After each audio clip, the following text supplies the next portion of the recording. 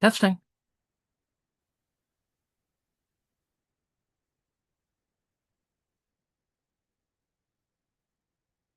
Okay. Welcome.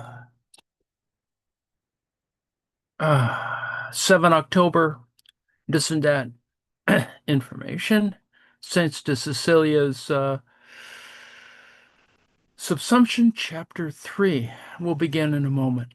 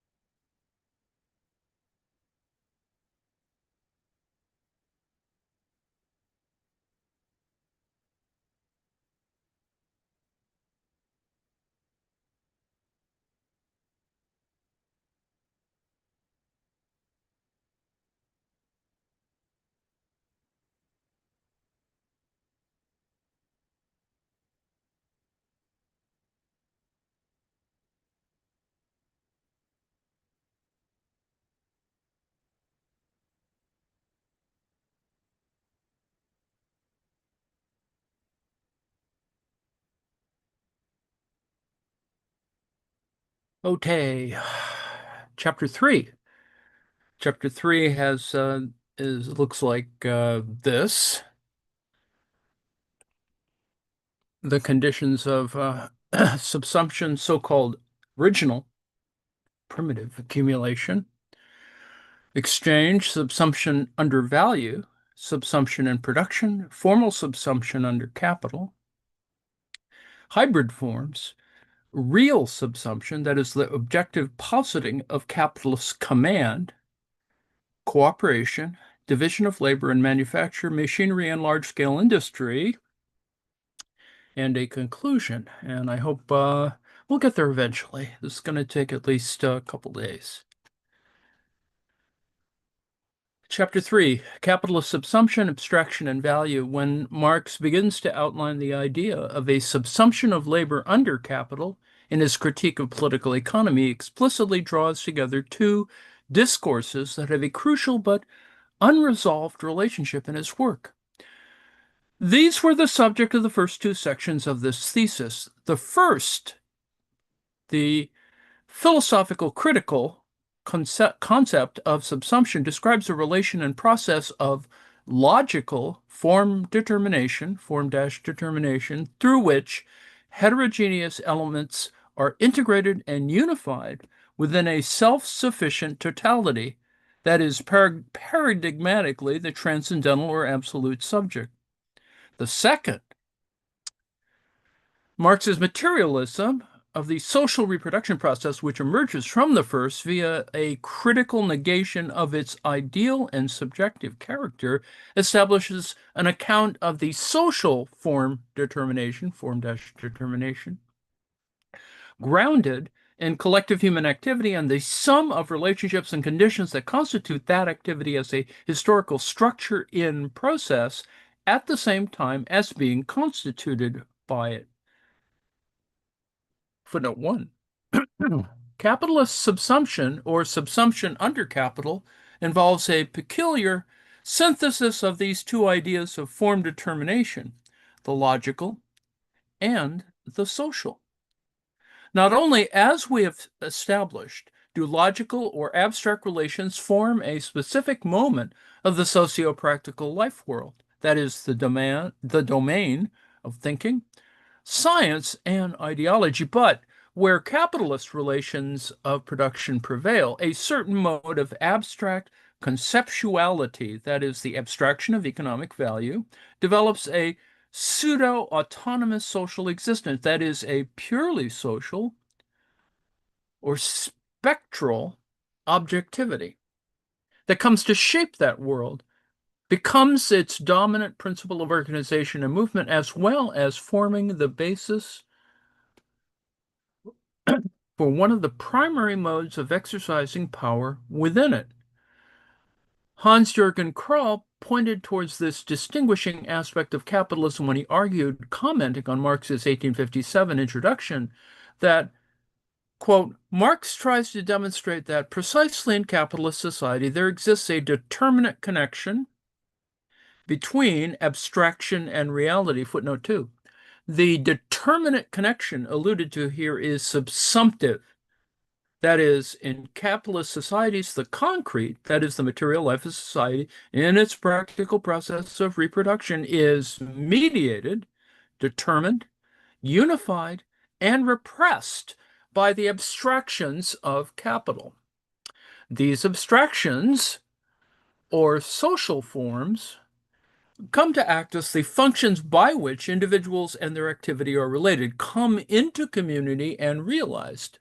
It is in this sense that in capitalist society we find reproduced at the level of material practice and social relations the subsumptive structure of form determination and conceptual incorporation expounded in the philosophical systems of Kant and Hegel.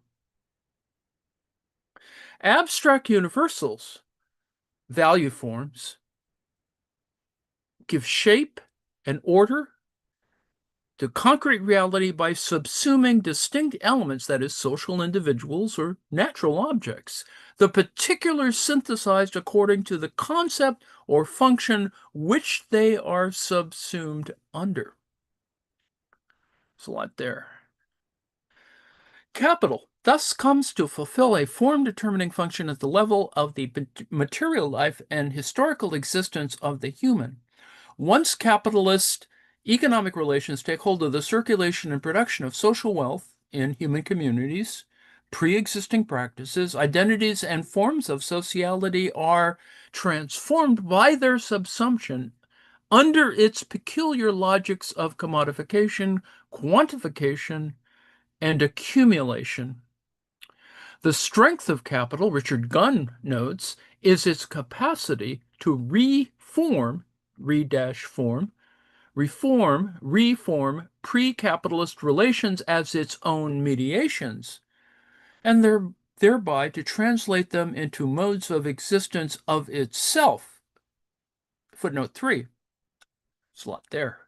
This particularizing internalization is the subsumptive procedure par excellence. That is, capitalist economic relations have a logical and impersonal character, and subsumption under them involves integration along a vector of abstract universality rather than through singular or arbitrary modes of interpersonal valuation and domination. Thus, when Marx claims in the Grundrisse that individuals are now ruled by abstractions, whereas earlier they depended on one another, it expresses the qualitative transition in the form of political subordination brought about by capitalist relations. Footnote 4.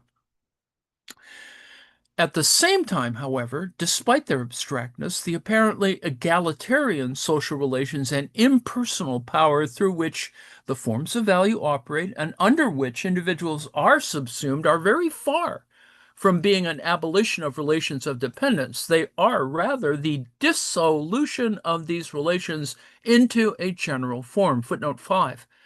Despite its concrete abstractness, and despite a number of progressive, or at least politically ambivalent tendencies that can pertain to it, subsumption under capital must therefore be recognized as a new historical figure taken by domination and exploitation in the modern epoch. That is, catastrophic violence in the latest form of injustice, to use Adorno's formulation, footnote 6, as the mediating economic relation which acts as the automatic subject of social production. Capital is not simply a process of abstract domination, as Moshe Postone would have it, but also the mystified form through which the social power of the dominant class is exercised and reproduced. Footnote 7. This chapter sets out the conditions, structure, and effects of this general form of abstract relationality in terms of the specific manner in which it comes to rule over and subsume individuals in the social process of production. It is the practical processes and forms through which the abstractions of value are actualized that are at stake here and taken as the object of inquiry rather than a critique of their status as abstractions. Marx is clear that it is not simply the abstractness of capitalist relations, but rather their social autonomization, the fact that they are intellectual, geistige, relations that take on a life of their own, as Adorno puts it, which is the source of their socially oppressive character as well as their practical truth. Footnote 8. For Marx, those who consider the autonomization the autonomization of value as a mere abstraction forget that the movement of industrial capital is this abstraction in action. Footnote 9. Abstraction per se is thus not the critical issue here.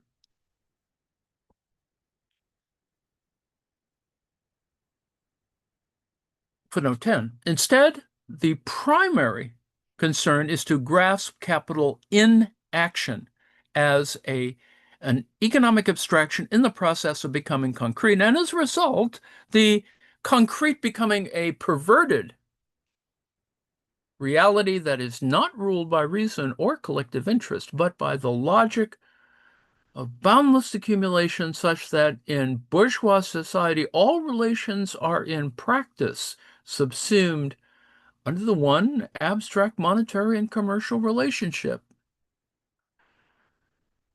Footnote 11.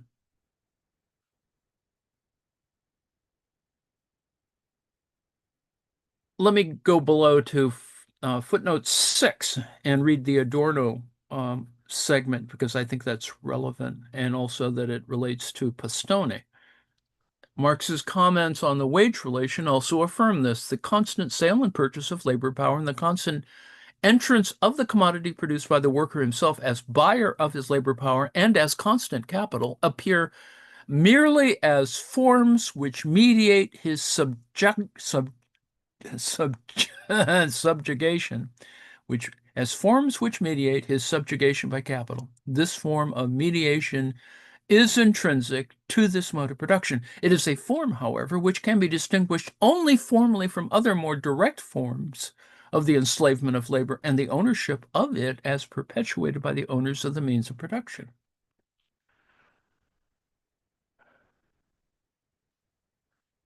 Footnote 8, Kroll affirms this abstraction as Marx understands it, is repressive abstraction. Capitalist production, as production for production and not for consumption, forces upon individual an abstraction defined by Marx as abstraction from interests, needs, and use values. Subsumption, back to the text, subsumption under the repressive abstraction of the value form, and its expanded reproduction reveals itself to be the defining aspect of capitalist power, and furthermore names the process of subordination specific to capitalism, such that subsumption and subordination in the context of capital are at times used synonymously by Marx, as well as distinguishing the form of social reproduction corresponding to it from all other previously and currently, this uneven development, existing forms of social organization and class oppression. It is therefore precisely through an understanding of capitalist subsumption that we can most comprehensively grasp the nature of the domination that arises on the basis of capitalist social relations. This view, and the importance it ascribes to the concept of subsumption, represents a departure from typical accounts of both capitalist power and capitalist subsumption, including, in a certain sense, Marx's own account. Marx's presentation of the concept from the early 1860s onwards focuses primarily on the distinction between the formal and the real modes of labor's subsumption, and the majority of interpretations limit themselves to following this lead. By contrast, without disregarding this distinction, indeed it remains crucial, in what follows, it will be necessary to develop a far more wide-ranging and dynamic theory of capitalist subsumption as the concept of capitalist domination as such, and the key to thinking the structure and development of capitalist societies as well as the multiple modes of antagonism and resistance within them.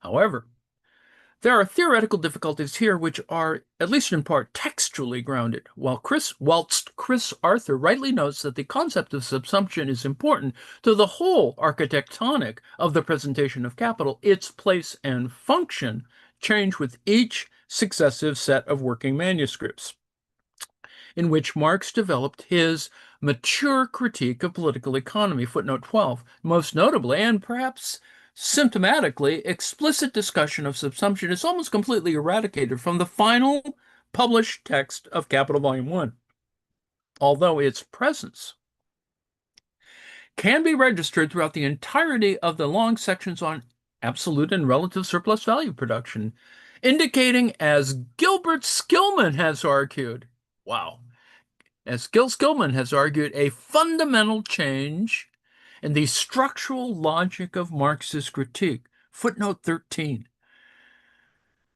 Marx was apparently uncertain about the status of the concept, and while there is no explicit textual evidence justifying his puzzling decision to obscure and downplay the account of subsumption in the published version of Capital, what he presents in the latter is a highly abbreviated and elliptical account of the subsumption of labor under capital, in which its core concepts are neither defined nor fully characterized. Footnote 14. In light of these ambivalences, any theory of capitalist subsumption will of necessity be a reconstruction. This is what I undertake in the following two chapters. Firstly, I aim to consolidate and contextualize Marx's fragmented comments about capitalist subsumption at the level of exchange and production, with particular reference to his 1861 through 3 manuscripts and the results of the immediate production process from 1863 to 64 in this chapter. Secondly, I address the weaknesses and ambiguities in Marx's discussion, problematizing a number of interpretive strategies. Lastly, I propose a comprehensive account of capitalist subsumption as a transformative, dynamic, operative at the level of social reproduction and historical development in the chapter that follows. By drawing on the materialist framework developed in the previous section, it becomes possible to comprehend the valorization process of capital not as the unceasing logical movement of an abstract self-moving other in relation to which class antagonism would be a secondary effect, but in terms of its contradictory articulation with the socio-natural, that socio-natural, with the socio-natural basis of human practice and the ongoing contestation and transformation of social reality that arises both spontaneously and contingently from this conflictual relation, footnote 15.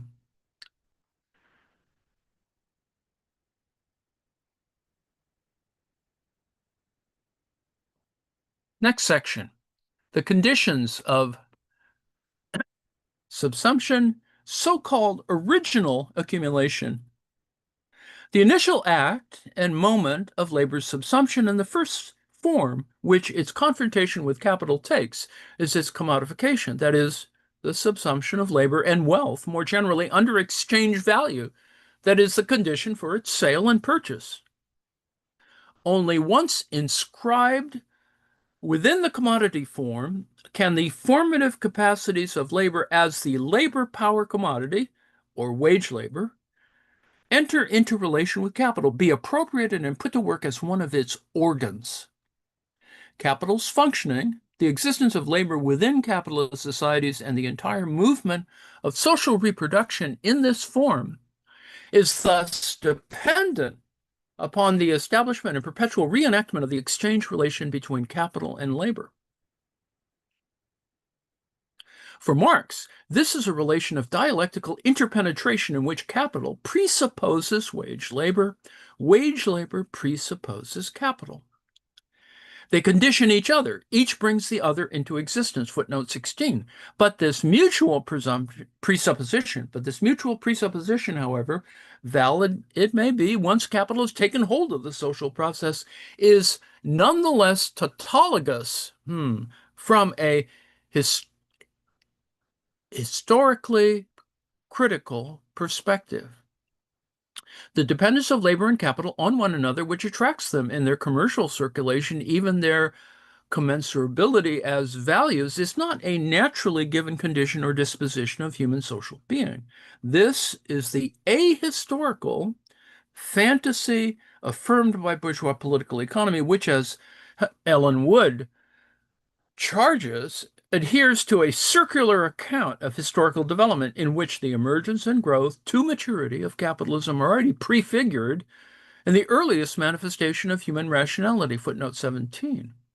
Instead, for Marx, the commodification of labor, along with the entire capitalist mode of production based upon it, is a peculiar state of affairs that must be produced and therefore has a specific historical origin, a causality irreducible to that generated imminently once capitalist social relations are established. Quote, this relation has no basis in natural history. This relation has no basis in natural history, nor does it have a social basis common to all periods of human history. It is clearly the result of a past historical development, the product of many economic revolutions, of the extinction of a whole series of older formations of social production, footnote 18. Now, Marx, well, before I continue with the text, let me go to the footnote 17. Wood has convincingly argued against this error, particularly insofar as it reproduced unconsciously by Marx's historiography. Quote, since historians first began explaining the emergence of capitalism, there has scarcely existed an explanation that did not begin by assuming that the very thing that needed to be explained, almost without exception, accounts of the origin of capitalism have been fundamentally circular. They've assumed the prior existence of capitalism in order to explain its coming into being. Capitalism always seems to be there somewhere, and it only needs to be released from its chains. That's sort of an interesting notion. Anyway, back to the text. Marx refers ironically to this historical genesis, satirizing a concept derived from Adam Smith as so-called original accumulation. An accumulation which is not the result of the capitalist mode of production, but its point of departure, footnote 19. It is through such an accumulation of social wealth that the most immediate circumstances of labor's subsumption under capital first arise, namely, the confrontation of and the contact between two very, quote, the confrontation of and the contact between two very different kinds of commodity owners. On the one hand, the owners of money, means of production, means of subsistence, who are eager to valorize the sum of values they have appropriated by buying the labor power of others. On the other hand, free workers, the sellers of their own labor power, and therefore the sellers of labor. Close quote, footnote 20. What is at stake in so-called original or primitive accumulation is therefore a division of social classes based on a differential relationship to property, the monopolistic concentration of productive wealth in the hands of one class, and the complete dispossession of the other. But whereas the ideological conception of previous accumulation taken up from Smith by Torrens tells the story of a gradual process of diligent stockpiling by industrious individuals, Marx shows how such Robinsonades occlude the violent and conflictual character of this accumulation, which begins with the expropriation of producers, primarily peasants. The processes of original accumulation from which the capital-labor relation arises follow a political, rather than purely economic logic, and consist in a restructuring of society that dissolves the old social bonds tying individuals to one another to their means of survival, typically land, before recomposing them into social classes distinguished on the basis of property ownership. Those two very different kinds of commodity owners as the basic constituents of production that really belong together, labor and the means of production through which can be realized, are torn apart from each other, have their immediate practical unity within the social reproduction process annulled, such that they end up standing opposed to each other in the guise of independent persons and classes with antagonistic interests. Footnote 21. Let me break here for a second. Yes, that's maybe libertarianism, right? This does not affect a separation of the social subject from its practical object. It equally entails a progressive liquidation of the social subject's collective unity and the introduction of a mediating form of impersonal competitive sociality in the form of juridical property relations, between free and equal persons. Footnote 22. Footnote 21, the historical process was the divorce of elements which until then were bound together. Its result is therefore not that one of the elements disappears, but that each of them appears in a negative relation to the other. That is, the potentially free worker on the one side, capital potentially on the other. Back to the text. Communities and communal forms of property, such as common lands, are dissolved into atomized legal subjects and their private property, as in the famous case of the Enclosure Acts, which Marx takes as an exemplar of this form of accumulation by dispossession. In the case of England, at least, the expropriation of peasants from the lands that are their means of production and subsistence was, for Marx, a key condition of possibility for the transition to a capitalist mode of production and the subsumption of labor. The premise on the basis of which the sale and purchase of labor power can proceed and living labor can be absorbed into dead labor as a means of maintaining and increasing it, i.e., of enabling it to valorize itself. Footnote 23. This law-making violence inaugurated a whole new set of conditions under which society's reproduction could take place based on the transformation of feudal exploitation into capitalist exploitation. Footnote 24. On the one hand, there was an immense concentration of objective wealth in the hands of landowners and capitalists. On the other, there was a mass liberation, i.e., expulsion of labor from both its feudal obligations and its means of subsistence, leaving it apparently free as a bird, vogelfrei, both free to buy and sell its property as it chooses without obligations to a lord or master, but also free of anything to buy or sell other than its own subjective capacity to toil, that very labor power which exists only in its living body. Footnote 25. However, Even as a mass of free and unattached proletarians was hurled into the labor market by the dissolution of the bonds of feudal retainer, it was by no means an automatic result that capital found at its disposal a willing and able reserve of productive laborers readily awaiting exploitation. Footnote 26. Marx instead suggests that at the dawn of capitalism, the propertyless are more inclined to become vagabonds and robbers and beggars than workers. Footnote 27. Break. Is this the lumpen, right? Anyway, back to the text. What ensued after the decomposition of the peasantry was therefore a process of coercive subjectivation coercive subjectivation of bloody legislation against the expropriated, in which the state deployed an apparatus of violence and repression of grossly terroristic laws intended to inure those newly denuded subjectivities to a buyer's market.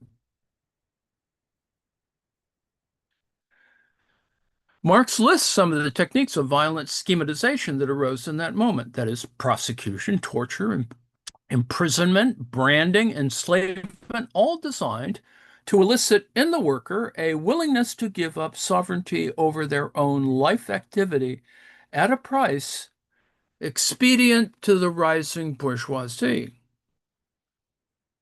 Disgraceful proceedings of the state, which employed police methods to accelerate the accumulation of capital by increasing the degree of exploitation of labor. Footnote 28. Jarvis Banerjee highlights the importance of these coercive policies by pointing out that whilst forms of waged labor existed in many different places and times throughout history, what was distinctive about agrarian, mining, and industrial capital was not the existence of waged labor markets, but their forcible creation. Footnote 29. The ultimate effect of all this immediate extra economic violence was, historically speaking, to set in motion the economic cycle and logic of capitalist accumulation. That is, accumulation by exploitation, whose conditions would then perpetuate themselves as if they were natural laws of production. The historical function The historical function of the processes identified by Marx as so-called original accumulation was to inscribe subjects of labor within a social configuration in which their subsumption to capital was underwritten both materially in their separation from all the objects needed for the realization of their labor power, as well as through regulative mechanisms such as relative surplus populations, both materially and ideologically, insofar as it develops a working class which, by education, tradition, and habit, looks upon the requirement of that mode of production as self-evident natural laws. Footnote 30. By offering destitute proletarians no other means for their reproduction than to bring themselves to the marketplace, to present their subjective capacity in the form of objective wealth, a commodity to be exchanged, the use value promise of labor power, their social being was systematically captured within the representational order of economic value proper to capitalist reproduction. Footnote 31. It is this formalization and generalization of labor as a commodity that first opened the possibility of its subsumptive internalization to capital through exchange.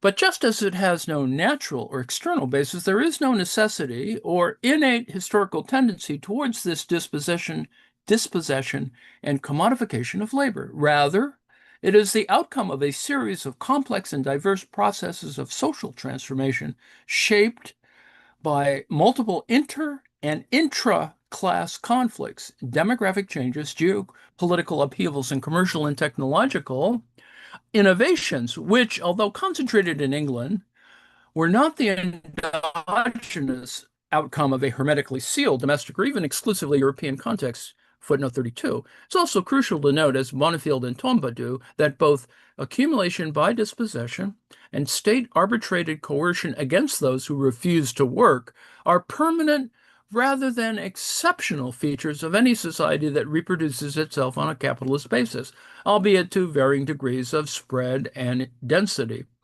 This is something about which Marx was equivocal. Footnote 33. Rather than extra economic violence simply subsiding into the mute compulsion of economic relations with the generalization of wage relations, we can detect a far more complex oscillation between the two, one that is modulated by the struggles between class actors and, for the most part, arbitrated by state institutions. Here, however, from a genetic standpoint, it is sufficient merely to grasp the violence of separation in terms of its significance as a historical intervention in the social reproduction process. That is, the substance of social being that precipitates a mutation in its structure, that is, its historical form. With this mutation, the process through which society reproduces itself begins to be recomposed according to new politico-economic order based on capitalist relations of production and economic classes. This mutation is the condition of possibility for labor's subsumption under the commodity form of capital and gives rise to a whole new set of relations, conflicts, and dynamics which are imminent to that subsumption. A lot there.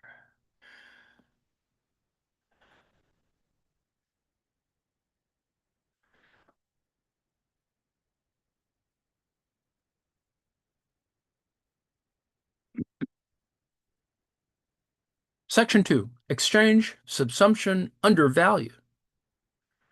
The separation of social individuals and means of production affected by those processes gathered under the euphemism of original accumulation thus forms the historic presupposition of the capitalist social relation through which they're subsequently composed and reproduced. The point at which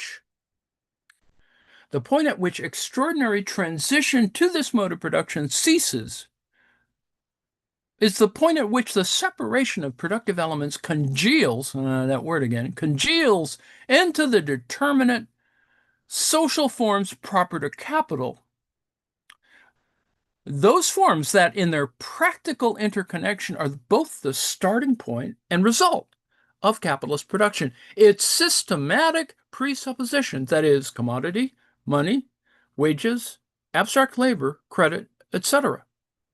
Through these forms, Bonifield argues, the historic form of a primitive accumulation is raised to a new level where its original form and independent existence is eliminated or canceled at the same time as its substance or essence is maintained, putting it onto a new footing. Footnote 34. Capital's historical presuppositions are therefore suspended in its being, carried over into the systematic presuppositions that are reproduced on an ever-expanding scale once production on a capitalist system is underway. Now, this separation of the historic and systematic is, to say the least, problematic, and we will complicate it further in what follows, but it here serves a useful heuristic function to distinguish, as Marx does, between conditions of capital's becoming and the results of its presence. Footnote 35. The social forms of capital are then precisely those modes of objectivity under which labor and society as a practical totality are subsumed in the course of their realization and reproduction on a capitalist basis. More specifically, they're abstract forms of wealth. The practical object through which society reproduces itself, registered economically as value and autonomized as capital, a social relation existing as being in itself, being for itself, sorry, a social relation existing as being for itself. Footnote 36. The most elementary of these forms is the commodity, which Marx famously takes as the starting point of his exposition in Capital. It is as commodities that the separated elements of production are brought to market by their different owners and schematized in the act of exchange, and as a commodity that labor comes to be subsumed by capital. This schematization is possible, firstly, because the commodity is the immediate unity of use value and exchange value. Its internal structure conjoins the transhistorical, socio-practical objectivity of the object of labor with an abstract economic objectivity specific to capitalist society. That is, the value that is expressed relationally as a quantitative equivalence between different commodities. Footnote 37. Rata and Teixeira conceptualize the distinction between these two aspects of the commodity as one between concrete and abstract wealth, reminding us that just as with concrete and abstract labor, these are not two types of wealth, but the two coexisting determinations of the same wealth produced in capitalism. Footnote 38.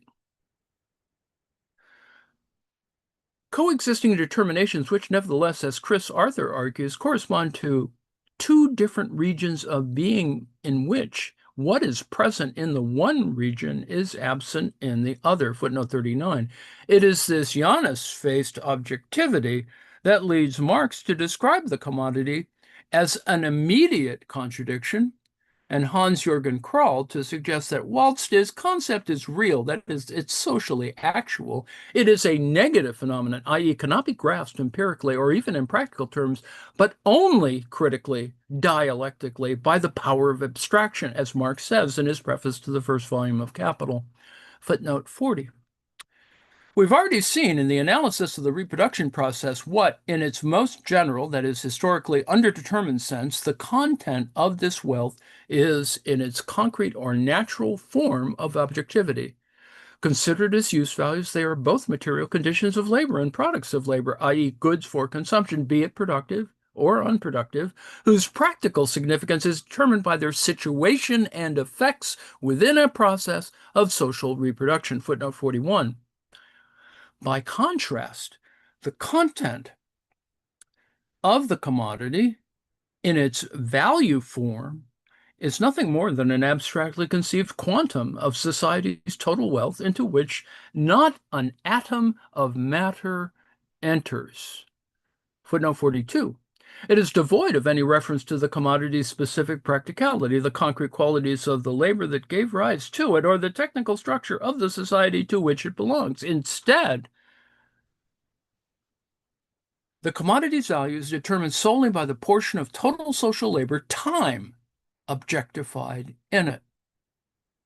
That is, labor that is socially necessary and abstractly general. That is, abstract labor. It is thus only temporally that value registers a connection with the social process to which it belongs, although this is expressed concretely in the form of the relative magnitudes in which one commodity exchanges for other its exchange value. The immediately contradictory structure of the commodity bears the internal opposition of these two modes of social objectivity, that is, a socio-natural form, that is use value, and a socio-capitalist form, value. Footnote 43. It is important to clarify that what is at stake in this opposition is not reducible to the distinction between matter and form or the natural and social dimensions of the commodity. Footnote 44.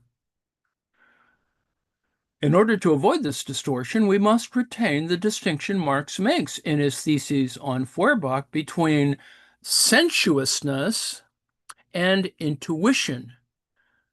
Sensuousness for Marx is not a passive modality of relation as intuition is, but rather one of intentional interaction in the determinate context of a social process of production and consumption. Sensuousness as practical activity. Footnote 45. Conceptualizing objectivity in sensuous terms already implies a constitutively social dimension that exceeds the merely empirical qualities and the single individual characteristic of the object of intuition. Hence, the designation of practical objects as socio-natural, as constituted in the historical dialectic of the metabolism between nature and humanity.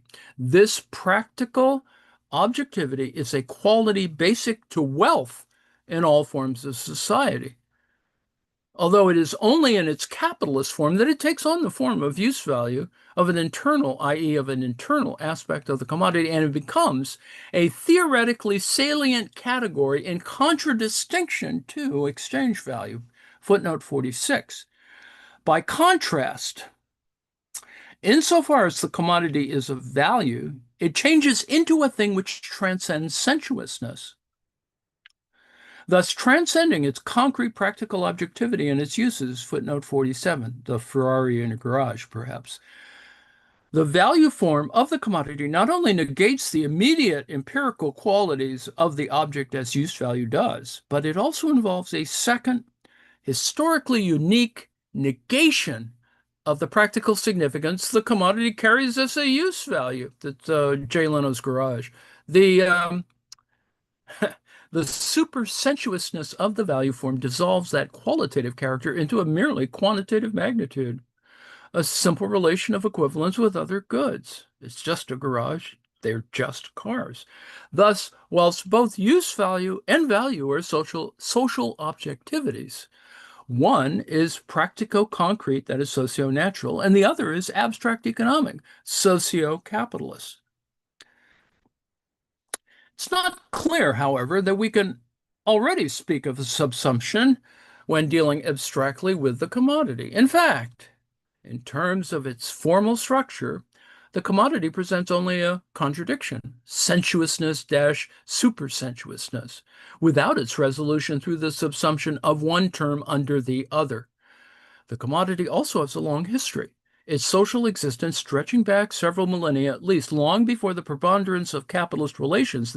Aristotle, for example, famously refers to the coexistence of use value and exchange value in things in the politics. Footnote 48. But once the wealth of society as such takes the form of a vast collection of commodities and individuals are institutionalized as their owners, that is, as free, quote unquote, legal subjects whose principal social relation is based on exchange, then already, from a social standpoint, an asymmetric relation between the two poles of the commodity emerges. Footnote 49. This is because, under conditions of generalized commodity circulation and the private division of social labor, within which useful things are produced for the purpose of being exchanged, it is on the basis of the economic rather than practical content of the commodity that productive elements of society as a whole are schematized and brought into community. It's only as value and not as a practical object that the product of labor has an immediately social existence, although this is not to suggest that the social aspect of use value disappears altogether, only that it is subject to mediation, distortion, and repression by value. Footnote 50. Once comprehended within the ambit of capitalist society as a totality, then the commodity reveals a structural overdetermination of its inner form, whereby use value is universally mediated by exchange value. Footnote 51. And it is along this level that it must be grasped.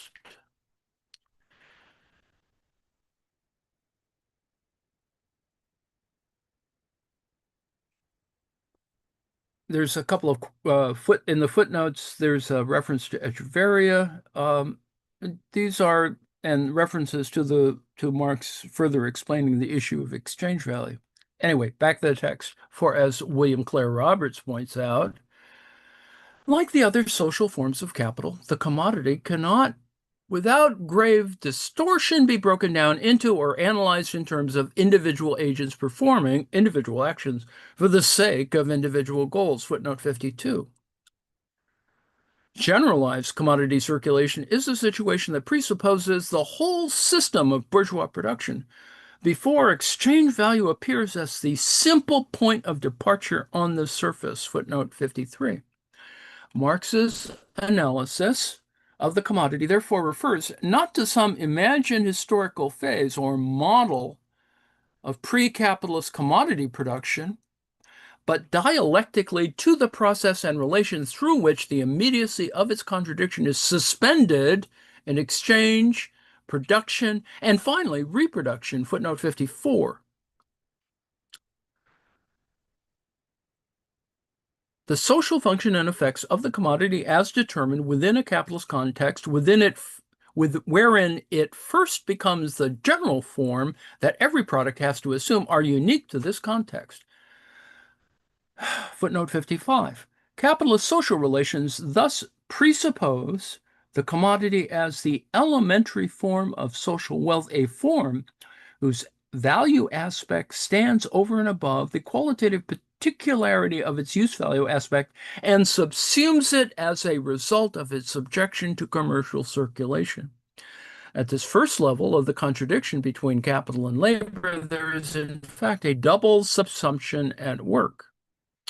Firstly, the generalized subsumption of use value to exchange value, that is, sale and purchase, sees hold of not only surplus production, but also subsistence itself, meaning that all goods are both in principle and in practice subject to exchange.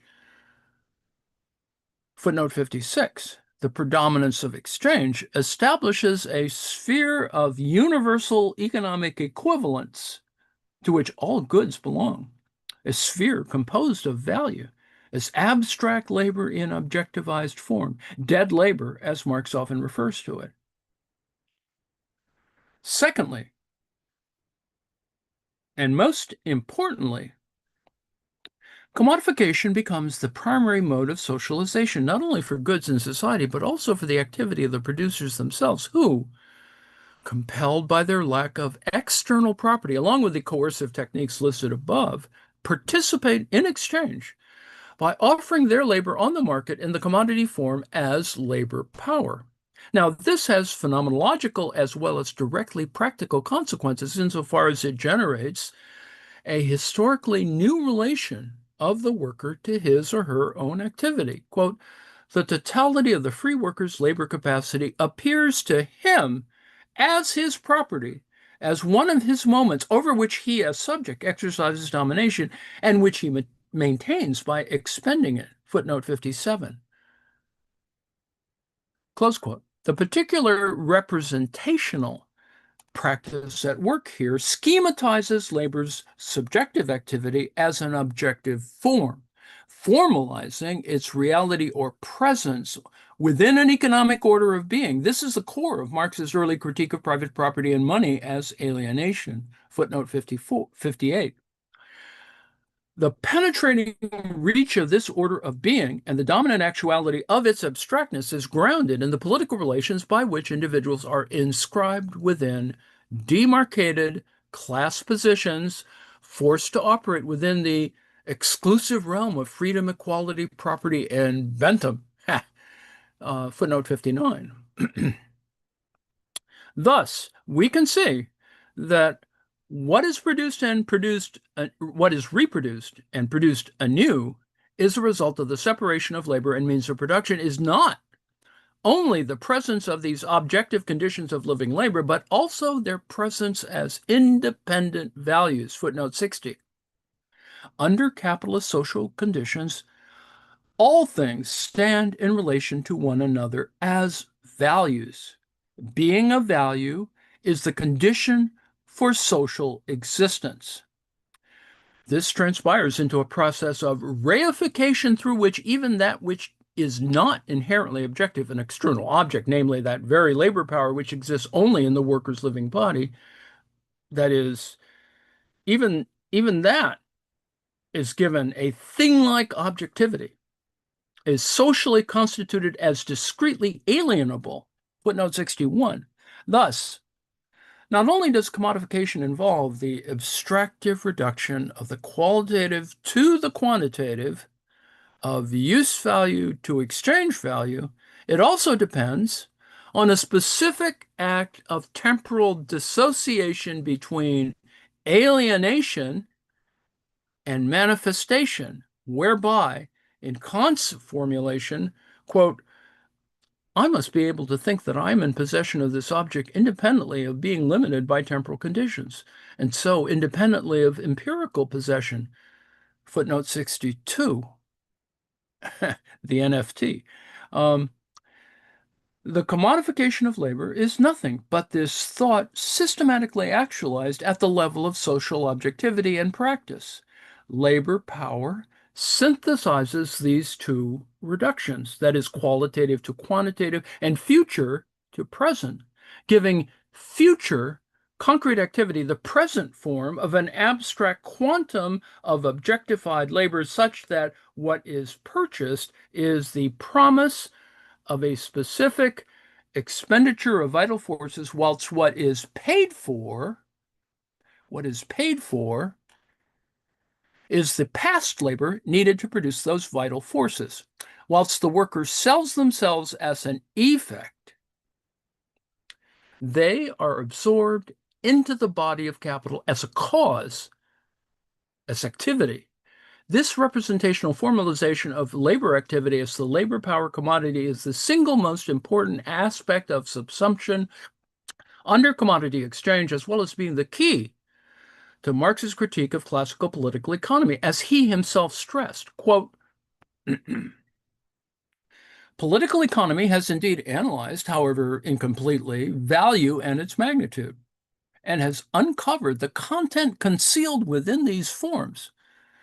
But it has never once asked the question why labor is represented by the value of its product and labor time by the magnitude of that value. Footnote 64.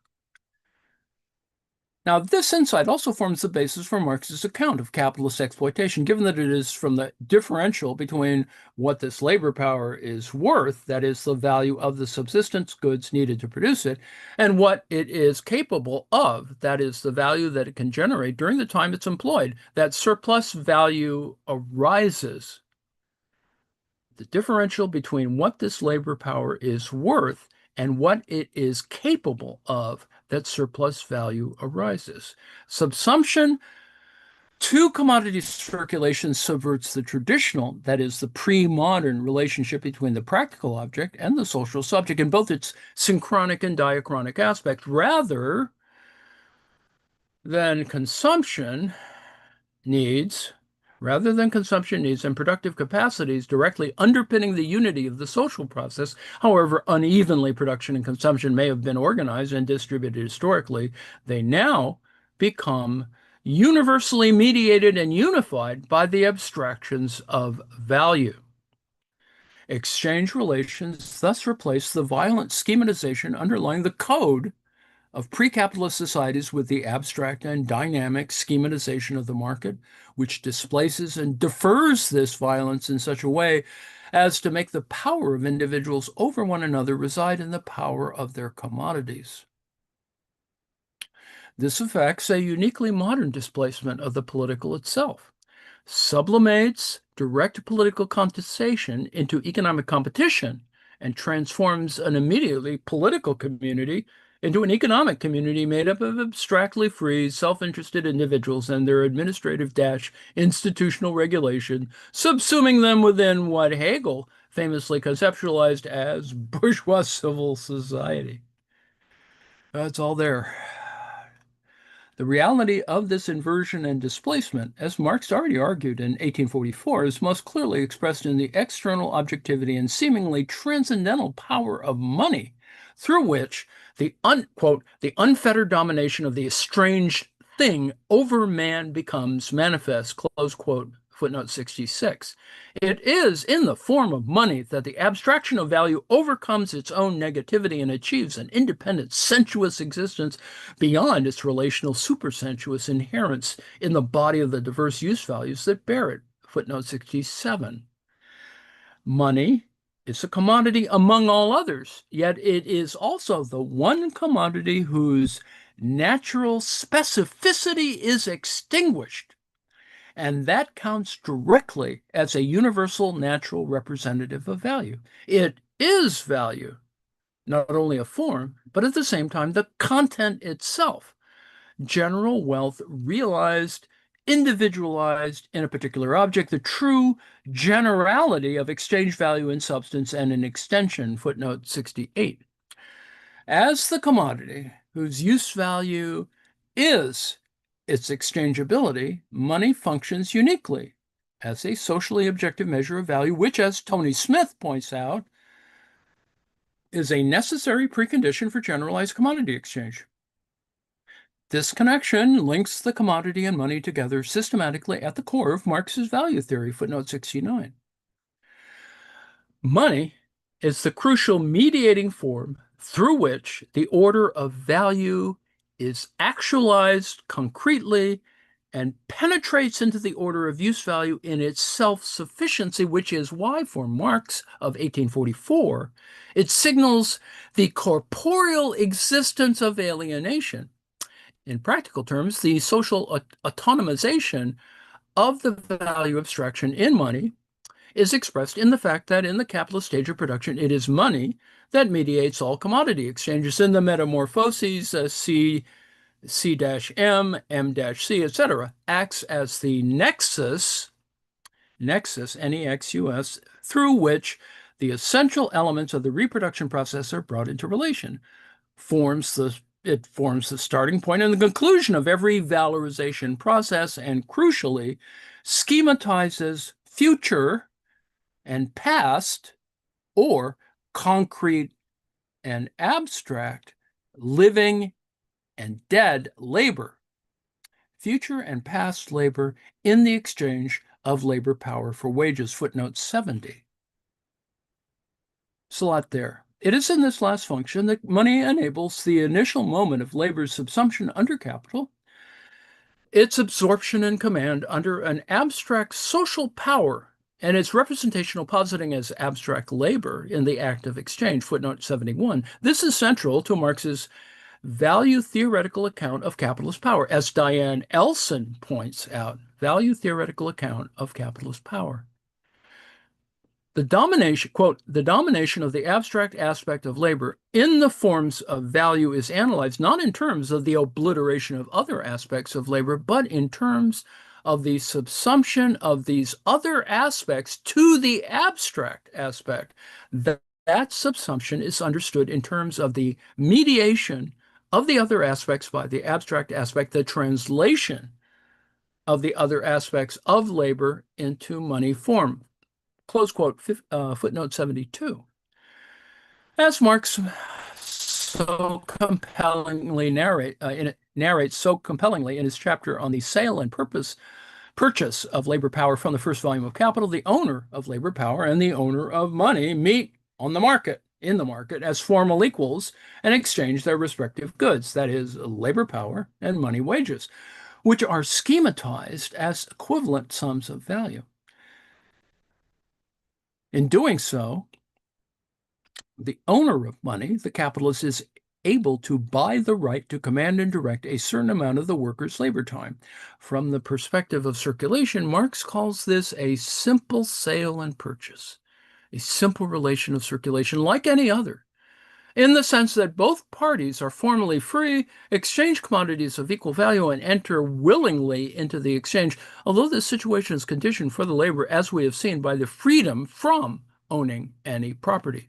Nonetheless, even though the specific and distinctive character of the transaction is not apparent, this seemingly equal exchange is colored by its peculiar content, that of the use value of labor power. With his money, the money owner has bought disposition over labor capacity so that he can use up, consume this labor capacity as such, i.e., have it operate as actual labor. In short, so that he can have the worker really work. Footnote 73. Now, this is crucial because what appears as merely formal metamorphosis in value terms of money into commodity, M into C, in fact, contains concealed within it a relation of subjugation. Through the mediation of its sale and purchase, it disguises the real, quote, through the mediation of its sale and purchase, it disguises the real transaction and the perpetual dependence which is constantly renewed by presenting it as nothing more than a financial relationship. It's just business. The constant renewal of the relationship of sale and purchase merely ensures the perpetuation of the specific relation of dependency, endowing it with the deceptive illusion of a transaction of a contract between equally free and equally matched commodity owners. Close quote. Footnote 74. The compulsion to wage labor, to submission to the command of the capitalist as a condition of possibility of the worker's survival, which is inherent in the class structure of capitalist society, i.e., in the juridical separation of labor from its objective means of realization, as therefore concealed by the surface appearance of a purely voluntary exchange. As Pierre Machery explains, quote, this exchange occurs within the framework of a power relation wherein one party, the seller, occupies a subordinate position and the other, the buyer, the dominant position, enabling the latter to impose their interests. The miracle that the system of wage labor performs consists in separating power from its action by artificially creating conditions that allow a power to be considered independently from its action, as if a non-acting power, a power that would not be active, would still be a power. From the physical point of view, this is more than a mystery, it is an absurdity. Close quote, footnote 75. This point is key because it renders explicit the degree to which capitalist subsumption in actu is premised upon the organization of individuals into structurally determined class positions, through which the majority section of the body politic is separated from the practical objects needed for its reproduction, thereby allowing relations of domination and alienation to traverse the laws of the market imperceptibly. Through exchange, that separation is then temporarily suspended. Labor is made into a real activity through contact with capital. It cannot do this by itself since it is without object. Footnote 76. This is what undergirds labor's mediation by and dependency on capital, which it requires in order to make the transition from capacity or potency to an effectively actualized power, Kraft. Historically, this exchange of labor power for wages is how the reabsorption of dispossessed workers into capitalist production processes paradigmatically, although not exclusively, took place, and is indeed how it continues to do so. Money, therefore, appears as a definite factor in the dissolution of non-capitalist modes of reproduction and their incorporation into the circuits of capitalist accumulation, as Marx points out. Quote, money wealth never invented nor fabricated the spinning wheel and the loom, but once unbound from their land and soil, spinner and weaver with their stools and wheels came under the command of money wealth. When the formation of capital had reached a certain level, monetary wealth could place itself as mediator between the objective conditions of life, thus liberated, but also homeless and empty-handed labor powers, and by the latter with the former. Close quote. Footnote 78. Once established, however, it is also in a logical sense that the wage is one of the essential mediating forms of capitalist relations of production, and one constantly reproduced by those relations themselves. Footnote 79. It is what enables the transition from labor's subsumption under commodity value to its subsumption under capital. The purchase of labor power is the basis for its subsequent determination as activity that is productive for capital, that can be set to work in order to valorize and therefore become capital. Through the exchange with the worker, capital has appropriated labor itself. Labor has become one of its moments, which now acts as a fructifying vitality upon its merely existence and hence dead objectivity. Footnote 80.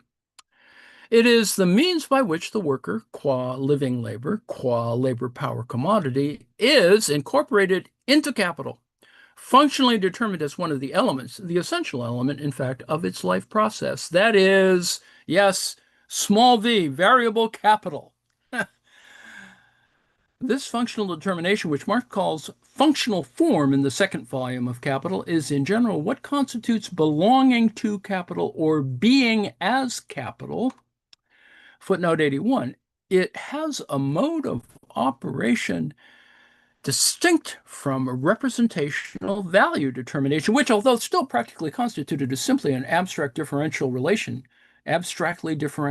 an axiomatic of abstract quantities in Deleuze and Guattari's terms.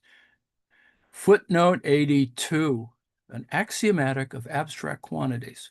Marx is clear that, contra political economy, capital and its forms, that is, fixed, circulating, cannot be defined empirically or typologically, cannot be reduced to some set of natural properties possessed by things in themselves. Quote, the crude materialism of the economists who regard it as the natural property of things what are social relations to production between people and qualities which things obtain because they're subsumed under these relations is at the same time just as crude an idealism, even fetishism, since it imputes social relations to things as inherent characteristics and thus mystifies them. Footnote 83. In themselves, money and commodities are no more capital than means of production and subsistence are. Footnote 84. Capital is constituted processually through and as a social relation of production, within which its elements and forms are situated functionally.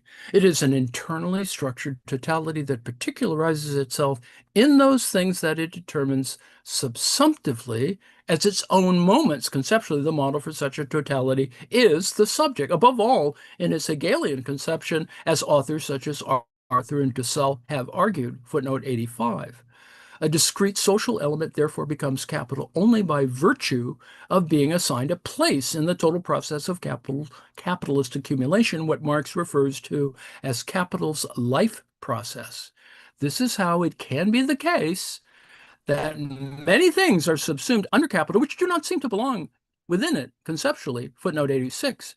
The historically specific function given to productive and economic elements within capitalist reproduction transforms their social and practical character. As Patrick Murray has pointed out,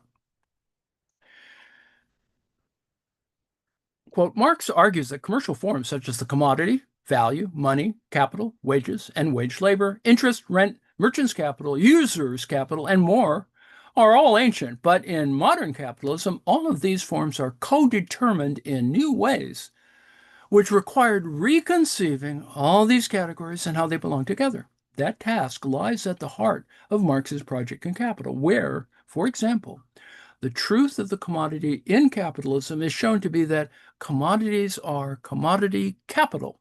The recognition of different senses of all these commercial terms and of capital in particular opens the door to multiple equivocations. Footnote 80, quote, close quote, footnote 87. In this sense, subsumption under capital is fundamentally about, number one, incorporation within, and number two, subjection to the internal hierarchy of capital's multiple determinations and the new objectivity given to the subsumed elements as a result. Here, the moment of incorporation corresponds to the wage exchange described above, whilst it is in the phase of production that practical subjection to its inner hierarchy and telos takes place, firstly, as a formal or passive, and secondly, as a substantial or active mode of integration and domination. As Murray mentions in the citation above, the truth, i.e., the social actuality of commodities, is dialectically transformed once they're understood as elements in the circuit of capital. The same is true for money, means of production, and labor power. They all receive this specific social character only under certain particular conditions that have developed historically. Footnote 88. So, although the key to Marx's critique of political economy lies in labor's subsumption to capital, the same process of functional determination affects all other elements of production incorporated into the capitalist production process through their monetary purchase. For example, productive capital, that is raw materials, technology, premises, etc., comes into the capitalist possession by exchange and is thus constituted as a moment in the process of capital accumulation as, yes, little c, constant capital. As a social relation of production, capital thus acts as a unifying or synthetic force. It is the subject that composes the production process, the universe to which the particular labors, as well as the objective elements of production, belong as particular moments. Through the economic exchange relation, capital integrates the constituents of production whose original unity is fragmented by processes of primitive accumulation. It merely executes or concludes the subsumptive judgment whose premises have already been posited materially. Quote, capital proper does nothing but bring together the mass of hands and instruments which it finds on hand. It agglomerates them under its command. Close quote. Footnote 89. But in doing so, an inversion is effected such that for the individual workers who are related to each other in a purely atomistic way, capital appears as a unity falling outside them. It is the concentration of many living labor capacities for one purpose, and thus posits itself as the independent and external unity of these many available existences. Footnote 90. Capital is therefore the subject that unifies and directs the process, whilst the workers have become functionally determined as its moments and the means to its end. Individuals are subsumed under social production. Social production exists outside them as their fate. But social production is not subsumed under individuals manageable by them as their commonwealth. Footnote 91. Now, this is the basic meaning of the alienation and inversion of these social productive powers of labor with which Marx constantly engaged and which drives the revolutionary problematic. At the level of exchange relations, however, this can only be grasped in formal terms through the metamorphoses of money, metamorphoses of money into commodities and commodities into money. It is in the alternate phase of production, and the using up of the labor power commodity is productive consumption, which Marx describes as a process qualitatively distinct from the exchange, an essentially different category, that this circulatory movement is shown to contain a real metabolism. Footnote 92. Here, the physiognomy of the dramatis personae change as the buyer and seller enter into a new relation with each other, giving rise to a whole new set of conflicts and determinations of capitalist subsumption. Footnote 93. I'll stop here because I'm out of time. Tomorrow we'll look at subsumption in production, section 3. Let me thank you for your attention. And this is Saint Cecilia's subsumption text. Kant, Hegel, and Marx, and we are in chapter 3, subsection 3, and so I will return us to our